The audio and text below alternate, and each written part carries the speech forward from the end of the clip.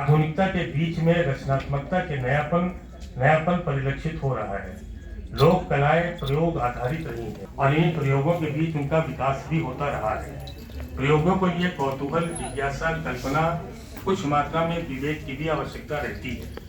यदि इन तत्वों पर आघात हो रहा है तो लोक कलाओं में प्रयोग के अवसर न्यून होने लगते हैं और प्रयोग न पाना ही लोक कलाओं को अवरुद्ध होना है। किंतु पिछली आधी शती में सब कुछ बदल गया। जंगलों को पहले पेड़ काटा गया, अब रोपणी शुरू हो रहे हैं।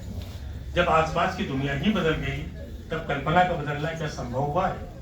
आधुनिक विस्तार ने नए कल कारखाने, उद्योग धंधे, परिवहन साधन बदले, कम भोजन, घरों दीवार सब बदल गए, सांचों में कैद हो गए।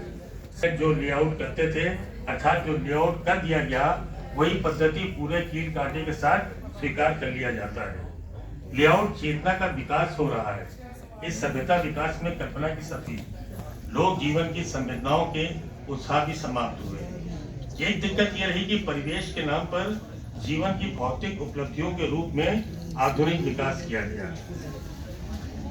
एक लंबे अरसे बाद जब तक विकास की यंत्र पद्धति स्वयं प्रकृति न बनने लगे, नई जीवन शैली में जो एक रूपता, एक तांता का प्रायोजित संसार है, उसमें कल्पना की उर्वरता की गुंजाइश ही नहीं है। मैंने जिन लोक आशयों को आत्मसात किया है वो अमूमन मेरे आसपास के अंचलगत प्रसार में व्याप्त लोकानुभव रहे हैं।